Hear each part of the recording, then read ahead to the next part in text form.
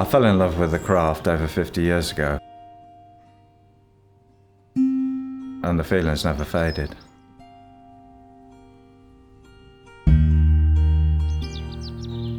I sometimes ask myself, when is a chair more than a chair?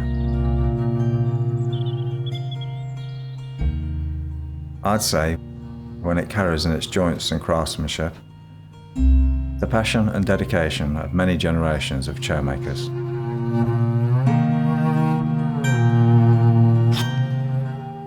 I've given my life to these humble chairs, as have many men greater than I before me.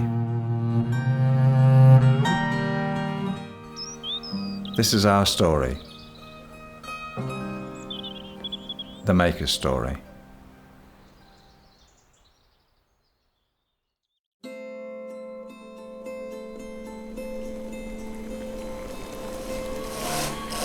I've been making chairs for over 50 years. It's been in my blood all my life. There's so many measurements in my head. They've never been written down. It's just been passed on from one person to another. I left school when I was 15. I'd helped my dad in the workshop. I'd always liked working with my hands. Making things, fixing things, you know. I'm just one of those sort of people that likes doing that sort of thing, you know. I always thought I'd continue his craft and become a chair maker.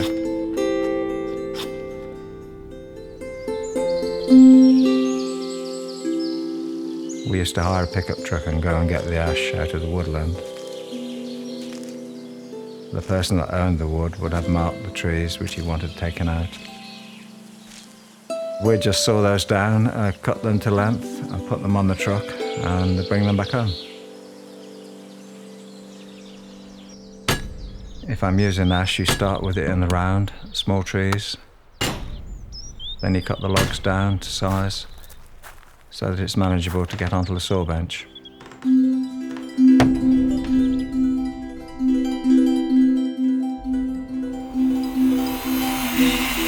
Wood is a nice material to use. It's very forgiving. It's amazing to think that it's all just natural material.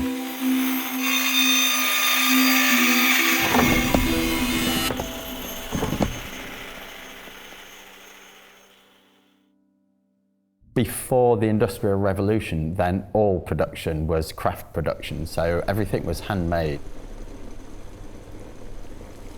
Now increasingly, then more and more of nearly everything in our everyday lives is actually machine made. Working all the way from a tree to a finished product, as Lawrence does with these chairs, it's an amazing thing.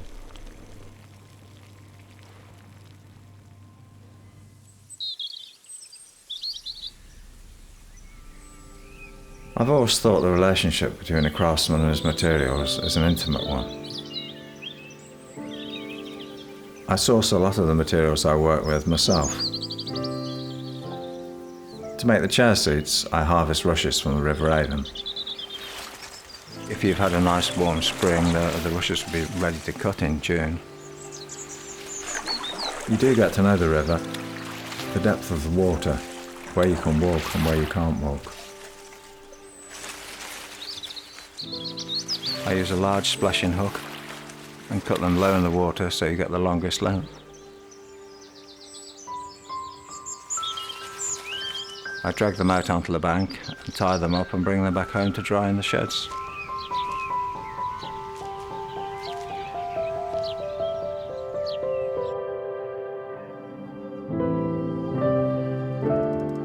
The story of these chairs started in a small workshop in Herefordshire way back in the 1800s.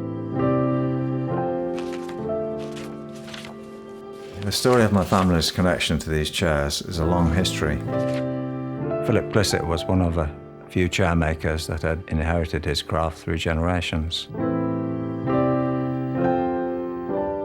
Clisset made a lot of chairs for the Art Workers Guild in London. This place was alive with the craft makers of the day.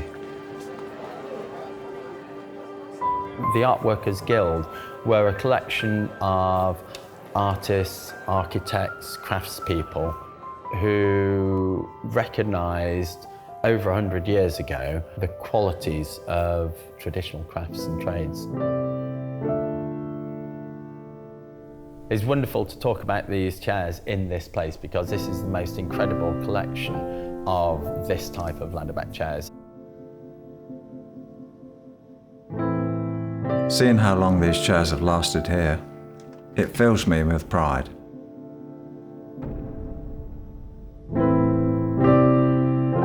It's amazing to think my chairs could last the many lifetimes that these have.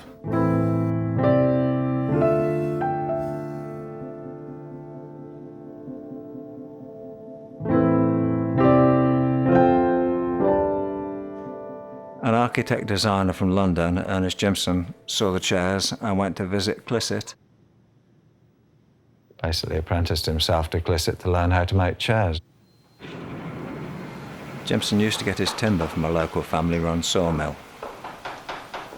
The youngest in the family, Edward Gardner, asked his father if he could set up a workshop at the sawmill to work with Ernest to make chairs. They worked together for years until Jimson died in 1919. After Jimson's death, his colleagues the Barnsley brothers took over his work at Bedales School and needed someone to make the chairs he had designed for the library. So they sought out Edward Gardner.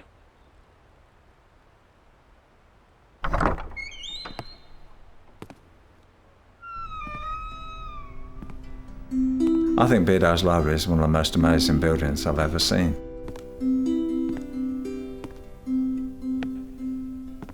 Edward Gardner built hundreds of chairs for Bedales Library. Many of them survive to this day. His chairs sit side by side with later editions built by me and my father.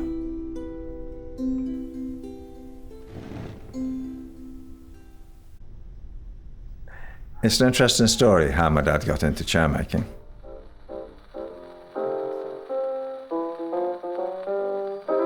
Edward Gardner did an interview on the Home Service. He was saying that he was looking for an apprentice. So my dad jumped on his bike to go over and meet Edward Gardner. Dad got the job and worked with him for nearly 20 years. And when Gardner died, Dad carried it on.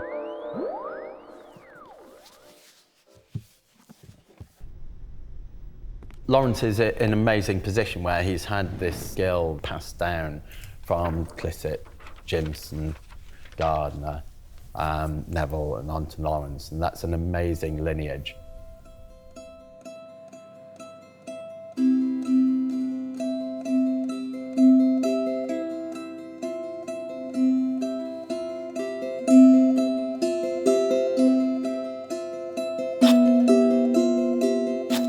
I've been in the workshop for 51 years.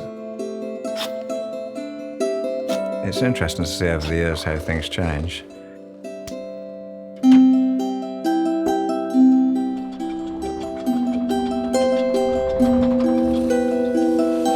Things do evolve all the time, but you never stop learning. You just find a slightly better way of doing something.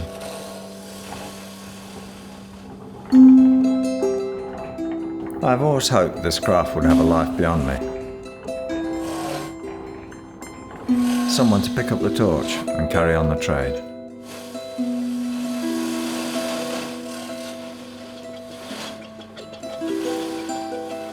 But it's not an easy thing to pass on.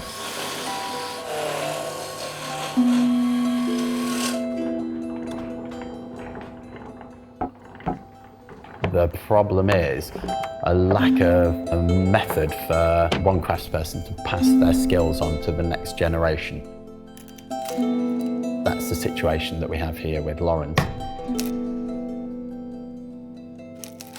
He needs to somehow be able to stop working for long enough to be able to teach someone else. But how does he earn a living whilst he does that?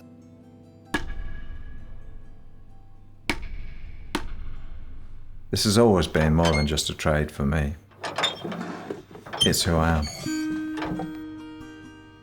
A fifth man in this line of makers.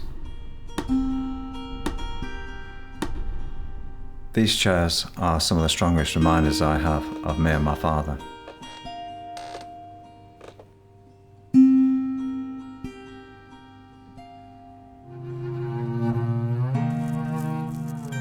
Looking back at the many chairs I've made over the years, and thinking of families growing up with them, and how they're cherished and handed down generation to generation, I feel a great deal of satisfaction and pride, I guess.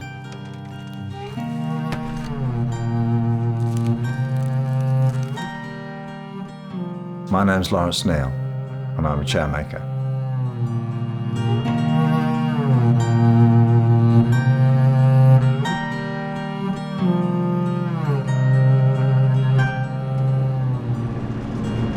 Craft has something to offer us in the 21st century.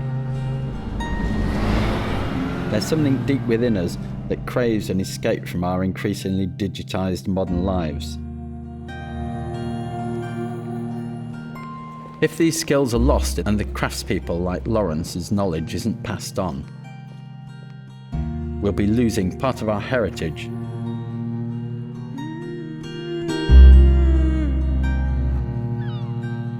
If we value these crafts and want them to be passed on to future generations,